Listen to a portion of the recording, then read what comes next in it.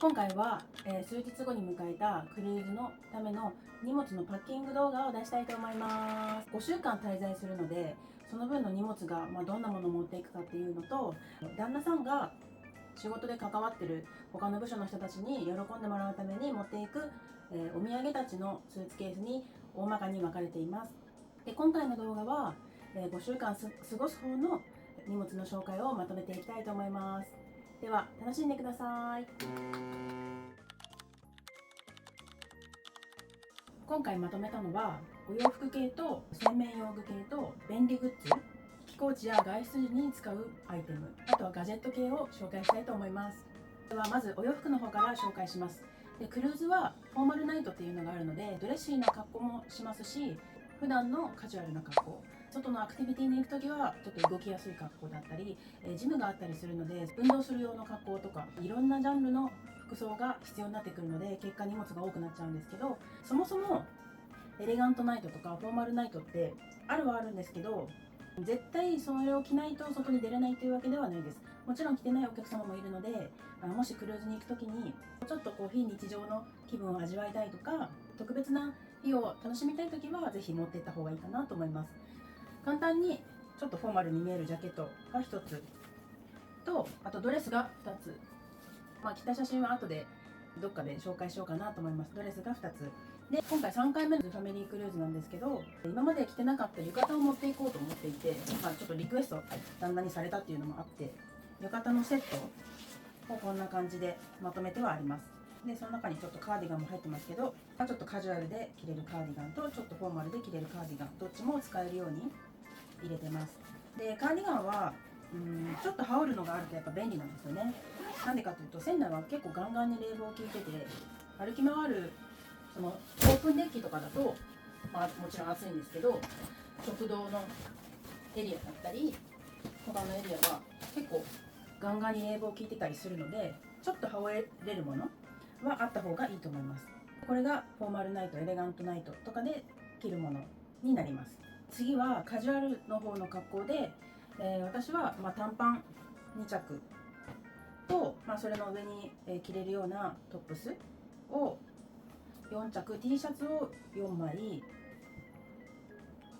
スカートもありますね。で、あとロングパンツが2着っていう感じです。で、ジムにもたまに行きたいなと思うので、こういうスパッツと T シャツみたいなのを、2セットぐらいあります。あとは、ワンピースが3着ぐらい、4着ぐらいあるかなって感じです。それと、もし海とかそういうそっち系のアクティビティに参加するときは水着もあった方がいいので、水着を今回2着用意しました。シーンで買ってます。パジャマも2セットぐらい、短パン半袖のパジャマ2セットぐらいと、あとこちらに下着類ですね、下着類、インナー類が入ってます。服に合わせた靴なんですけど、靴がまた場所も取るくせに重さもあって厄介なんですが、一応アクティビティに使うのはこの金サンダルですね。この先の方もしっかりしてるし、水にも強いし、あと山系にも海系にも使えるので、これは、重宝しています。で、ドレスに合わせたヒールですね。私はピンヒールとかがあんま好きじゃないんですけど、これだったら前回しばらく歩いても疲れなかったんで、こういう厚めのソールっていうんですか、ヒールのやつのサンダルを一応持ってきます。で、ちょっとカジュアル寄りの、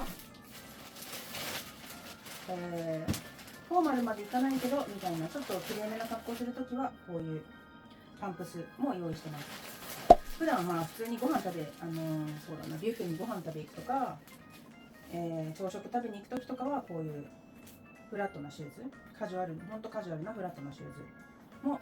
一応準備してます。で、キャビンの中で、部屋の中で履くのはこういうのを履いとこうかなと思います。で、普通に、クルーズに行きますっていう人はもうこれで船内うろうろして全然いいんですけど、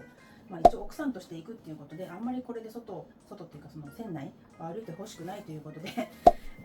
こういう靴が必要になってきたんですけど、普通に行かれる人はもう B さんでいいと思います。はい、次は洗面用具いきます。ここにスキンケア系が入ってて、私はコンタクトなんでコンタクトが入ってる感じですね。こっちに、シャンプーとトリートメントが、5ヶ月じゃない5週間もいくのでそこそこ使うので、これは100均に売ってるオイルのキッチンオイルのボトルのなんですけど、サイズがちょうどよかったんでこれを使ってます。洗顔とかこのぐらいのボトルを使ってます。あと日焼けもだいぶしちゃうのでこういうパックも入れてます。メイク道具がここにこうやって開けるやつですね。ベッドの上とか机の上にバンと広げて、もう大きく広げて見れるので、私はこれが好きで使ってます。あとここの中にはもちろん日焼け止めとか櫛とかですかね、香水とか、もう一個のちっちゃいポーチにはもう普段こればっかり使うっていう化粧品が入っていて、プラスアルファで何か使いたいなとかちょっと場所を取りそうなものはこう大きめのメイクボックスに入れてます。あとこちらがヘアアクセサリー系ですね。フォーマルナイトのアクセサリー系がとかイヤリング、ピアスとかネックレスとかが入ってるのと、髪の毛のシュシュだったりヘアバンドだったり留めるやつだったりが入ってまして、これは本当に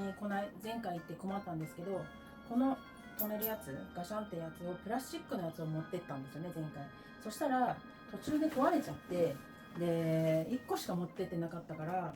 例えば顔を洗う時にちょっと留めたい時とか地味に困るんですよね。なので今回は金属系のやつを2種類持ってきました。これはクルーズだからとかじゃなく、旅行中にこういう髪を留めるやつがいきなり壊れたら本当にどこに売ってるか分かんないし、地味に大変なんで、これは金属系のものをおすすめします。薬なんですけど、私常備薬があって、2年前にクルーズにいた時ももう大変だったんですけど、そのぐらいの時期からもうジンマシンが毎日出てて、でその時は薬を持ってってなかったんですよね。でそれから出ないようにする薬を毎日夜飲まなきゃいけないやつがあるのと、あと前回行った時に行った2日後ぐらいにもう熱出ちゃって、薬多分持ってってなかったのかね、こういう総合風邪薬みたいなやつと、あともしなんか腰が痛いとかあった時の湿布系ですね。はい、これ痛み止めの塗るやつとか、そういう、あと絆創膏とかですね。こういうちょっとしたものがやっぱり普段の家だとどっかしらにあるからいいんだけど、旅行中はまさかこんな時にそんなことならないだろうみたいなことが結構あるので、こういう薬系は例えば1週間の旅行とかでもあった方がいいと思います。ただすごい量に私はなるので、毎日飲んでる薬があったりするからこんぐらいのポーチに入れちゃってます。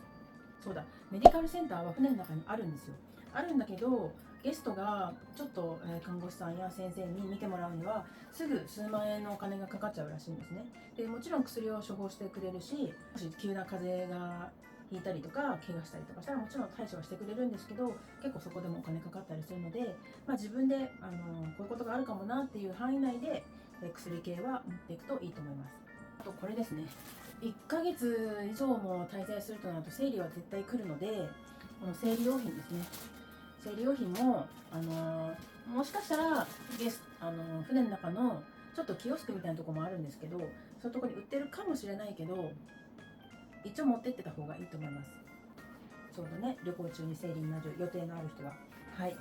次はクルーズに持ってった方がいい便利グッズなんですけど、これはクルーズならではのやつかと思います。クルーズタグって言って、ラゲージタグをプリントしたものをその荷物に、くっつけてなきゃいけないんですよね。で前回行った時はこのクリアのタグは持ってなかったので、この紙のプリントしたものを自分のスーツケースにつけて、ここをホチキスで留めてました。なんだけどたまたま乗船する日に雨降ったりとかすると、またこのインクがにじんだりとか見えなくなったりするので、これのタグはあった方がいいと思います。でこれどこで買ったかというと、日本の Amazon では見かけなかったんですよね。でそれが高かったかなので、テムーっていう安い会社で買いました。6個入りで多分200円とかそんぐらいです。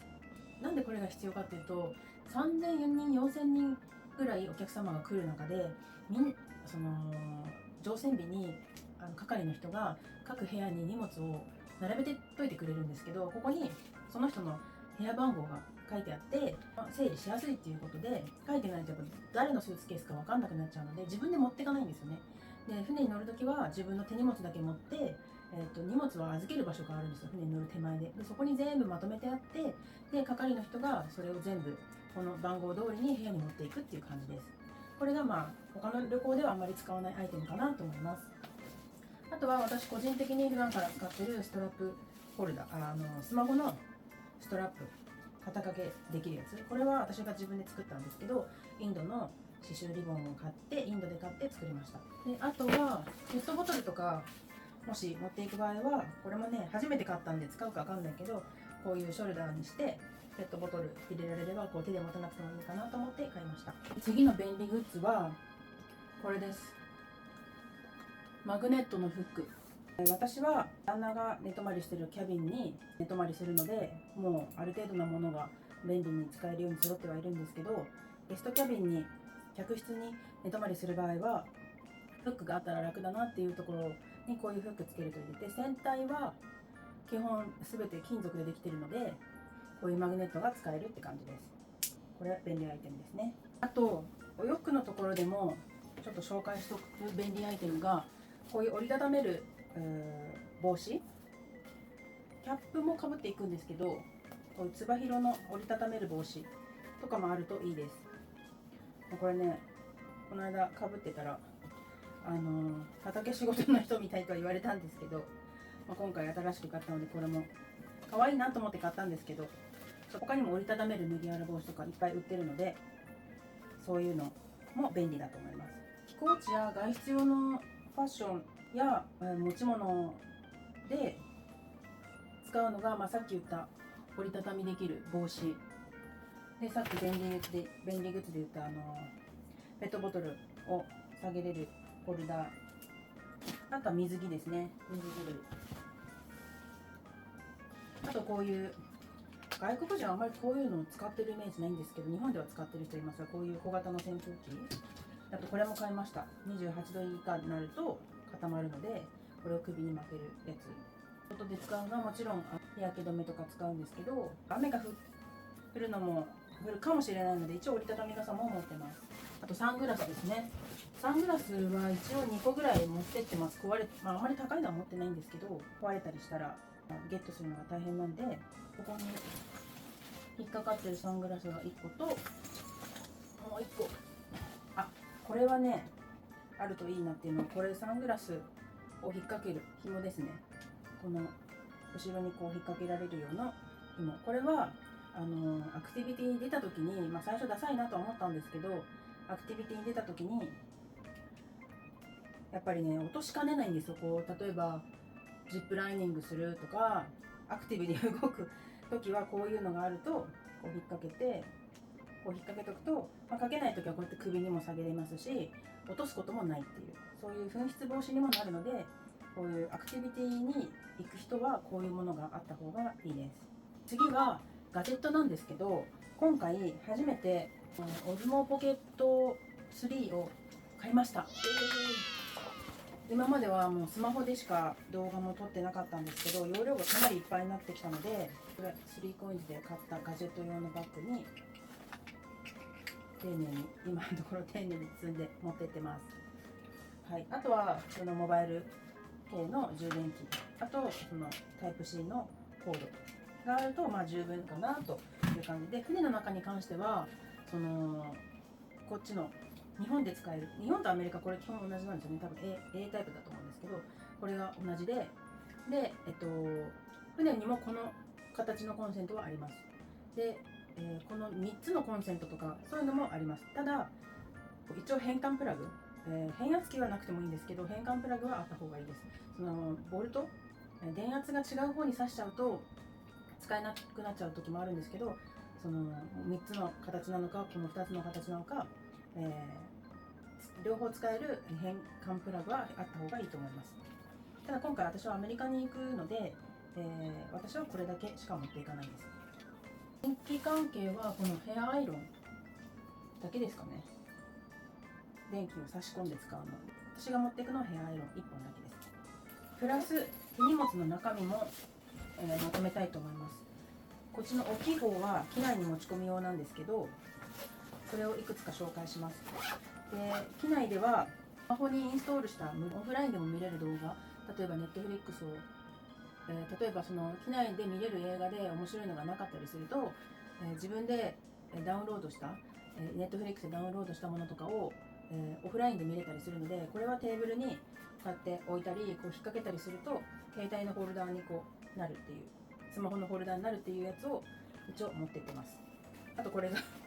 100均で買ったポーチの財布なんですけど、お金は基本キャッシュ、使うことがほぼないと思うんですが、100ドル以下ぐらいは一応入ってます。なんでかっていうと、空港に着いてホテルに行くまでにタクシーを使おうと思うんですけど、そこではキャッシュで払おうと思うので、その時はね、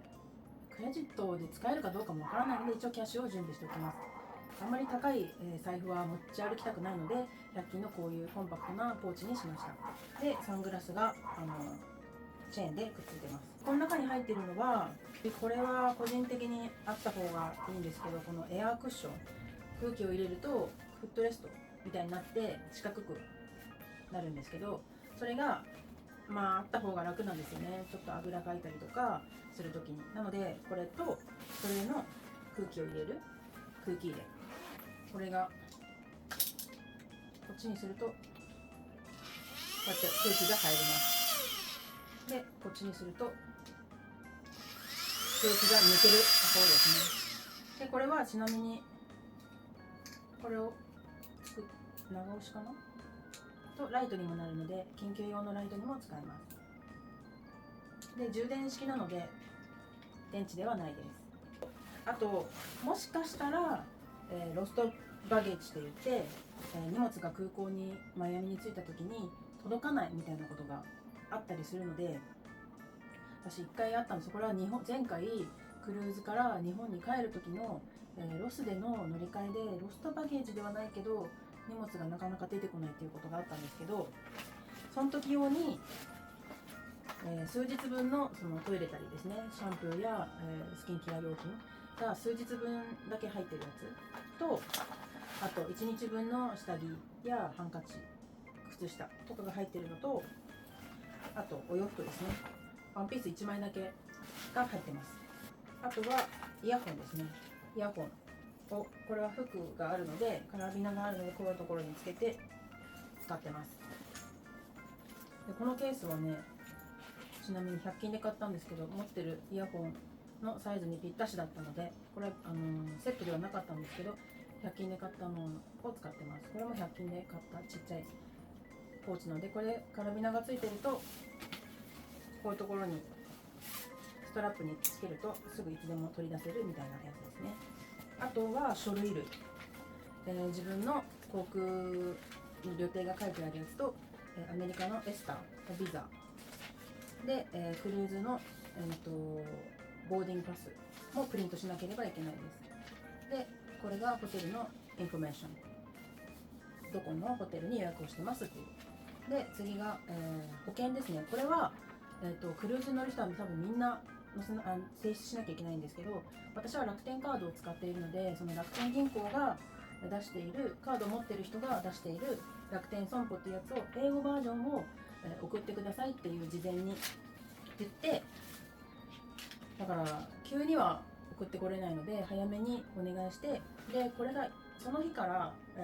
日本を出てから3ヶ月分効果のある保険になります。なので毎回日本を出るときにこれを申請してもらってるって感じですかね。使ったことはないんですが、ないと多分提出する場所があるので、提出というか見せなきゃいけない場所、保険は入っておかないといけないって感じですね。で、便利グッズの一つにこれがあるんですけど、もし自分の飛行機に乗せる分の荷物がちょっとオーバーした時、そんなことはないように詰めはするんですけど、どうしてもオーバーした時にこれバッグみたいになってるネックピローなんですけど、袋になってて、でこういうのに服をいくつか詰めたり、ちょっと重さのあるものを詰めとけば、自分の手荷物も預け荷物もちょっと量が減らせるんですよね。で、ネックピローは服の方がもちろん柔らかいからいいんでしょうけど、こうやってやるとネックピローにもなりますし、でネックピローってね、重量を測られないらしいんですよね。なのでもし荷物が本当にパンパンで、もしかしたらオーバーするかもみたいな人はこういうアイテムもあります。そうだ、もう一つありました。これがバッグですね。船内で使うバッグ。これまあちょっとフォーマルな時に使うバッグがこれと、あと浴衣に合うかなと思ってこういうかさばらない系のバッグと、あとはまあ普段うろうろカジュアルな格好でするんであればこれでいいかなという、こういう肩から下げれるこういうのでやってます。で機内に持っていくものとしてこれは持っていくんですけど、あった方がいいものとしてペンが一つあるといいと思います。なんか急に、日本に帰ってくる時もそうですけど、こう提出しなきゃいけない書類書かされたりするじゃないですか。ああいうのとか急に何かの時に必要かなって。これは除湿巾ウェットシートですね。でもちろんこれは忘れてはいけないのがパスポート。パスポートないとどこの国にもからも出れないし、どこの国にも入れないので、パスポートは必ず。私の場合はこのウエストポーチも内側にポケットがあるのが好きなので、ここにいつもこう入れてる感じですね。で中に入ってるのは財布と、日本で使う財布ですねと、あとで糸ようじのケースが入ってます。でこれには最近インドを舞台にしたしんちゃんの映画がで、そこの、ガチャガチャでもらえるキーホルダーとインドと日本のフラッグ、これは東京駅で東京タワーのお土産屋さんで買いました。ちょっと追加ね紹介なんですけど、このベルト何に使うと思いますか？これはですね、私が持っているそのリュックがここにねスーツケースにかけれるこうなんですか、こういう引っ掛けられる紐がそもそもついてればいいんですけどないので、これでスーツケースのこのハンドルの部分に引っ掛けるようにこれが一つあります。こんな感じで。でもう一つおすすめしたいのがこちらですね。こういうのが長さも調節、これが一応だって長さも調節できるんですけど、今回スーツケース2つなんで全然問題ないんですけど、3つ持ってってた時があったんですよ。機内手荷物用のこうスーツケースが1つと、この中ぐらいのが1つ、大きいのが1つで持ってってた時があって、その場合3つってなかなかこう押せないじゃないですか。もちろんカートに乗せれば全然いいんですけど、カートを使えない場所もあるので、そういう時にこういう連結できる大と中のスーツケースのこの手前のハンドルのところをこうやって連結すると、一つのスーツケースをこうやって引っ張るのでもう一個がくっついてくるみたいなやつです。でこれはマニーに教わりました。でクルーも、大量の、大体アメリカでのルール的には多分23キロ2個まで預けられるんですよね。なので、そういうクルーとして預けられるのがそういう2つの大きい荷物と、手荷物のちっちゃい、キャリーケースの場合3つのスーツケースをコロコロしなきゃいけないので、そういう時はこれを使います。でこの間の面白いエピソードとしては、前回乗り換えのロスの空港で途方に暮れてた時に、係員さんが私のスーツケースこうやって押してるのを見て「Are you a cabin attendant?」って言われて全然私キャビンアテンダントの見た目では全然ないと思うんですけど、こうやってこれを持ってただけでそういうフリークアントトラベラーみたいな、なんか慣れた人みたいな見方をされたっていうのがあったんで、もし荷物が多くなる人はこれがあると便利です。はい、クルーズで使う荷物は大体これぐらいですかね。あとはお土産になるので、それはちょっと次の動画にしたいと思います。次の動画は今回はクルーに対してですけど、外国人が喜ぶ日本のお土産6選を紹介したいと思います。ではまた次も楽しんでみてください。